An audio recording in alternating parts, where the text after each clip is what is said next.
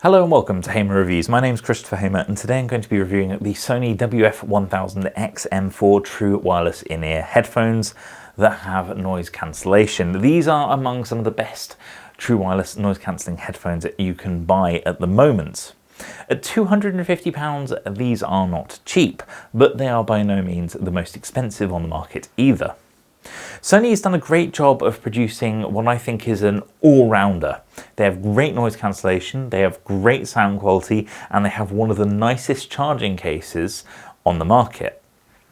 The main competitors to these are something like the Bose Wilkins PI7s or the Bose Quiet Comfort earbuds and the Apple AirPod Pros, which are starting to get on a bit.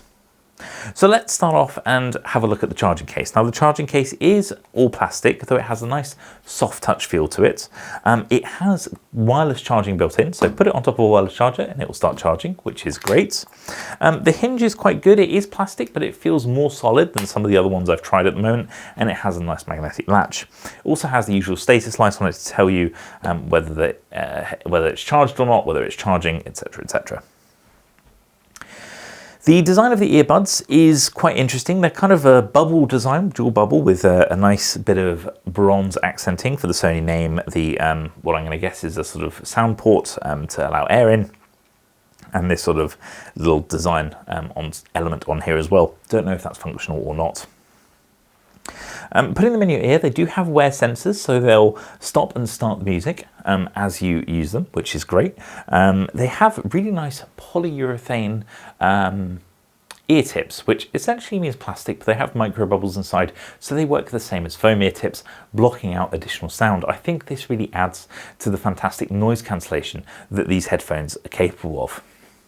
Once in your ears, overall I find comfort is good. However, over the course of long-term wear, so we're talking wearing them for more than 2 hours, I did find they started to get uncomfortable towards the top of my ears. Moving them around, I could not find a better fit for them. It just is the way they are in my ears, so your mileage may vary in terms of long-term comfort. They have touch pads on the outside of each of them, which allow you to change the settings, allow you to call up your voice assistant of choice, and allows you to change the various settings. They also have transparency mode that you can activate through those buttons as well. So it's fully customizable through the Sony app. Now the Sony headphones app is the same one that you'd use for their on-ear headphones. It works very well, and in my opinion is a good app to be using. I'll have that come up in a moment. We'll have a chat about the app a bit later. In terms of other elements on the earbuds, I think that's about it. It comes with 3 size ear tips, and because they're sort of this proprietary design, there's only so much you can do with them. So if one of those 3 don't fit you, you're going to be out of luck. However, given that these are that sort of foam style, polyurethane ear tips, you can actually squeeze them and then push it into your ears, so you should be able to get a fit, and they shouldn't become uncomfortable in your ear canals. The sound quality is something we should have a chat about. So these have high-res audio wireless certification, so they are high-res audio. They don't have the same sort of Qualcomm aptX technology. However, they do have the high-res audio, and they are capable of playing high-quality sound files, something which is very relevant today, given that Apple Music has just updated to include lossless audio. Battery life is 8 hours plus 16 from the case, so a total of a day. Pretty standard. I think 8 hours is a really good amount of battery from the earbuds for a single charge, and they'll charge pretty quickly, so 15 minutes charging the case will give you, an hour plus of listening time, which is a great thing as well.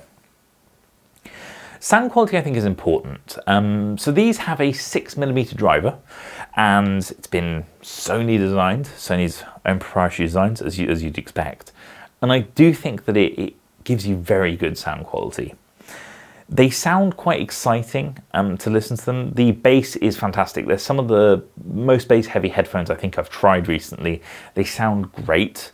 There are, however, some negatives. I think because it is a single driver design and that bass driver is doing quite a lot, plus the noise cancellation, you do lose some of the mid-range.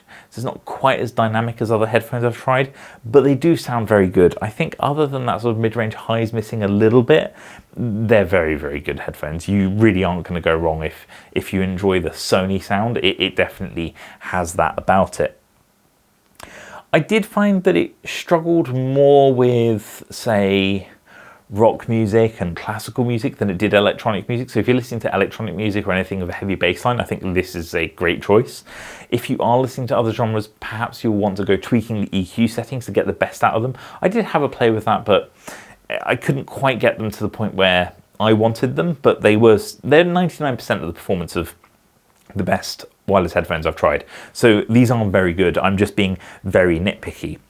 And I guess at £250 you should be, because that's not a small amount of money to pay for headphones. So you do want the best, and so for me these are 99% the best. I do think they're good value for money. In fact, I think they're excellent value for money, because in order to get even better sound quality, you're probably paying £100 plus more, and then you're starting to really hit that territory where headphones are starting to become prohibitively expensive. The app is probably something we can look at next. So I do like Sony's app. I've used it for their on-ear headphones, which I use a lot of the time. So it's kind of standard Sony. It's not that it's bad, but it just always feels a little bit clunky. Things could be a bit more simple. Anyhow, let's call up the app and I can just talk you through how it works. If we just turn screen recording on. So at the top you see the status of the charging case, how much battery it has, plus how much each individual headphone has. I think that's really nice. Some apps don't show you the percentage of the charging case, so it's great to see that. You can see that there is more software available for my headphones. So if I click more info, I could go through and update the earphones, so that's nice as well. Gives you a prompt to update the firmware on them when you need to, which again I think is always a good thing. In sound, you can change all the various aspects, such as EQ. You can switch on speak to chat, so when you start speaking, it picks it up and adds transparency mode. You can also switch on ambient sound control, which is the various noise cancellation settings. So you can change how much of the outside you hear and how much you block out. You can switch noise cancelling on and off. Quite a lot of options, which is nice. You also have 360 reality audio setup, so that's to do with analysing your ear shape and giving you different sort of sound quality based on that, which is nice. And of course you have the usual equalizer plus Sony's extra sort of bass settings as well, so that works excellently. You can also switch DSE Extreme on or off. Now that's sort of upscaling your lower quality tracks. I leave it switched on because why wouldn't you? And then you can change priority on a stable collection or sound quality. Now I have mine set on sound quality because quite frankly I've never noticed the connection drop, but if you did have connection issues you could prioritize your stable connection instead. And then plus you just get the sort of system settings, which allows you to change various aspects such as the touch sensors, what they do on each earphone, so you can change, you know, tracks or call your voice assistant of choice, the usual really. Overall, I think the app is well built. It's got better with time. It's still not the best in my opinion, but I think it does work very well and it's pretty solid. So these Sony headphones, there's not much more I can add. We can do a quick sound test so you can hear what they sound like microphone-wise. They do have 4 microphones built in. Of course, for noise cancellation, you do need microphones. So we'll just jump into that and then I'll have a quick chat about the box and I think we'll be there. So anyhow, without further ado, let's jump into that sound quality test of the microphones. This is an audio test with the Sony WF-1000XM4s being tested with my iPhone. So this is the sound quality that you'd expect from the Sony WF-1000XM4s. So that's the sound quality from the microphones if you're making a call. I think it's fine. It's nothing special, to be honest with you, but it's perfectly acceptable. Overall, I think that that's a decent enough connection, decent enough sound. So if you're having a phone call with someone, they do understand you. The box, well, the box, it's very eco-friendly. It's made entirely out of cardboard. There's no plastics involved. It's all totally recyclable, except I think maybe this part, because it feels very plastic, but I might be wrong. It might be recyclable as well. You kind of open it up and there's various elements and it's all paper. It feels very Apple, to be honest with you, except without the plastic. So you have all these various elements. You've got the extra earbuds in here,